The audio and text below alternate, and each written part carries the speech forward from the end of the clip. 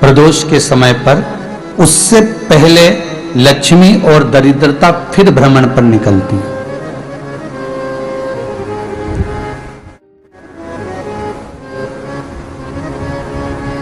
शिव भ्रमण कर कर जब वापिस आ जाते हैं, हिंदू धर्म में पीपल के वृक्ष की जो गणना वराह पुराण में करी गई है, 4 बजे से 7 बजे तक शिव के भ्रमण का समय बताया है शाम को।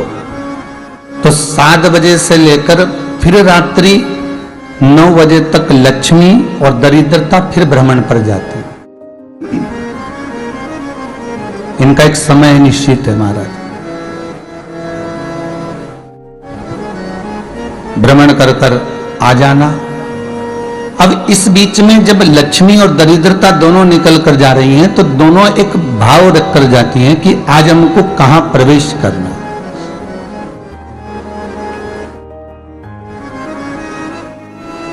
आज हमें किस जगह पर प्रवेश करना है, आज हमें कहां पहुंचना है, आज हमें किस जगह जाना है। और जिस नगर में जिस मार्ग से लक्ष्मी और दरिद्रता निकल कर जाती है, ये दोनों का जब निकलना होता है, इनको स्थान दिया गया जहां पर स्वच्छता हो, घर के दरवाजे पर रंगोली डली हुई हो, द्वार पर जल छीटा गया हो। महाराज, उस द्वार पर लक्ष्मी प्रवेश करती है तो दरिद्रता भी जाने लगती है अंदर। जब दरिद्रता अंदर जाने लगती है तो लक्ष्मी उसको रोक देती है। पहले मैं देखकर आती हूं कि तेरे लिए स्थान है कि नहीं, तू यहां रुक।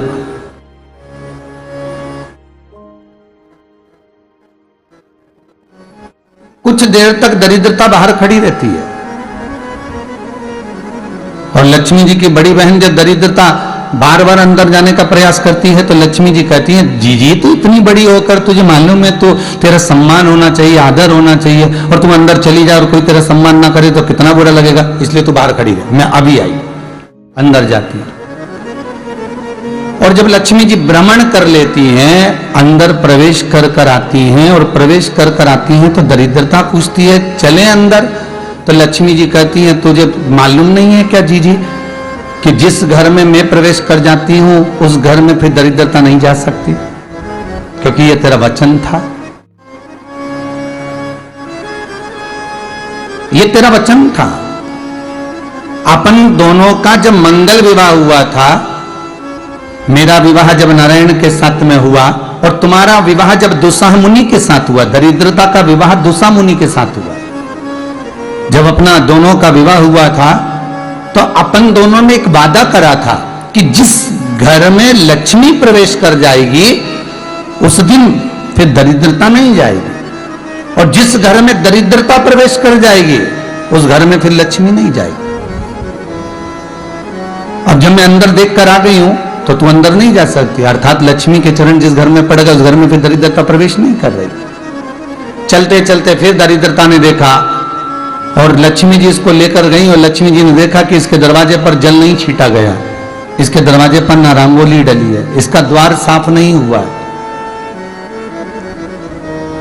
इसके द्वार पर दीप नहीं है, इसके द्वार पर कलश नहीं है, इसके दरवाजे पर ढेर सारा कचरा पड़ा हुआ है, कोई स्वान कोई कुत्ता गंदगी भी कर कर चला गया है, कहीं बिल्ली ने गंदगी कर रखी है, कहीं जीवों ने कुछ गंदा गिरा रखा है।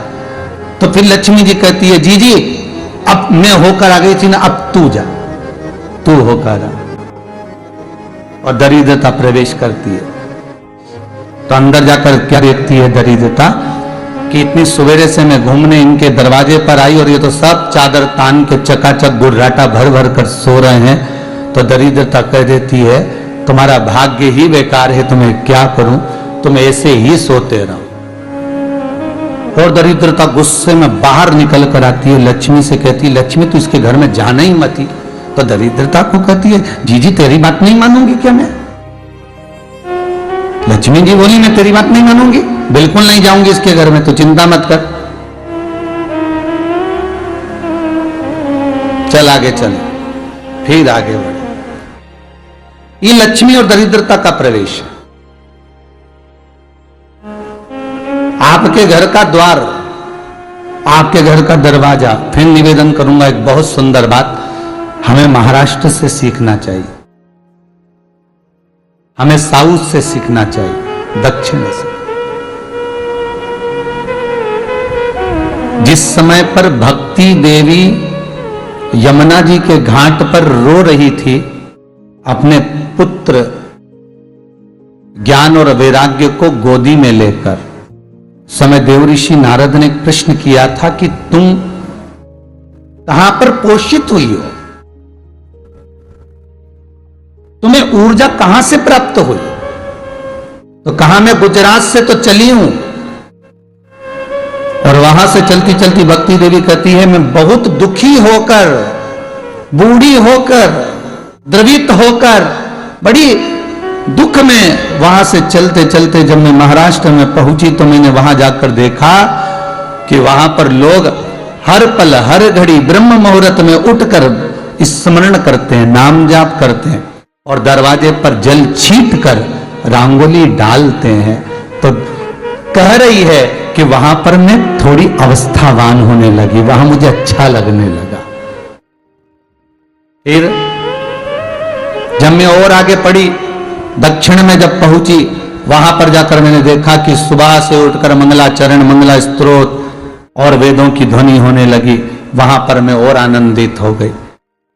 हमें कुछ चीजें महाराष्ट्र से सीखना चाहिए कि वहां रहने वाले जो भगत हैं, वारकरी संप्रदाय के जो भक्त होते हैं, वैष्णव जो धर्म के भक्त होते हैं, उनका नियम है सवेरे के समय घर में पानी है कि नहीं है, पर जब भी वो घर का दरवाजे के बाहर थोड़ा ना थोड़ा पानी तो छींट ही देते हैं। और छींटने के बाद फिर वहां पर अपने यहाँ तो दिवाली पे रंगोली बनती है जी, और वहां पर रोज की रंगोली बन जाती है कि कभी हो सकता है परमात्मा राह भूल कर हमारे घर में प्रवेश कर जाए, इसलिए वहां प्रतिदिन की रंगोली, प्रतिदिन।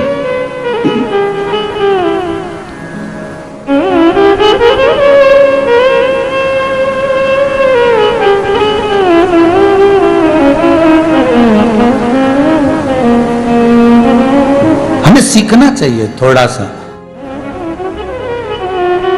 आज के जमाने में तो बहू अपने कमरे की झाड़ू लगा ले, वो ही बहुत बड़ी बात है। हो खड़ी खड़ी बहू ये देखती रहेगी कि नौकरानी सही से झाड़ू लगा रही, वहां से लगा के लाओ, इधर से हेड के ले जाओ, वहां से कचरा सोरो, वहां से पोछा लगाओ। खड़ी रहेगी, उंगली से बताती रहेगी, पर इतना नहीं बनेगा कि सेविका से, नौकरानी से, दासी से कह दे कि तू मम्मी पापा के कमरे की लगा ले, मैं मेरे कमरे की लगा लूंगी, तू जा उधर। थोड़ा दया का भाव अगर होता तो उसके मन में भी आता कि मेरी बड़ी सेठानी तो अपनी जगह पर है, पर छोटी तो सेठानी की भी बड़ी सेठानी है जो मुझ पर करुणा करती रहती है। पर बड़ी तो कहे कि बेटा रहने दे, तू उधर ले जा, जब भाभी के कमरे में देख ले जा, उसके बच्चों का बड़ा फैलारा रहता ना, तो उधर देख ले जा, तो जरा उधर, मां उधर भेज रही है।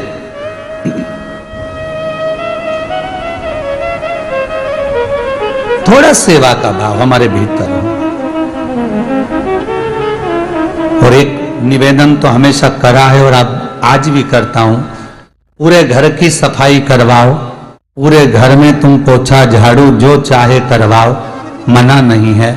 पर एक निवेदन है, रसोई घर के अंदर बहू और बेटी ही जाकर भोजन बनाए तो अन्नपूर्णा सदा कृपा करती है महाराज। बहू और बेटी ही।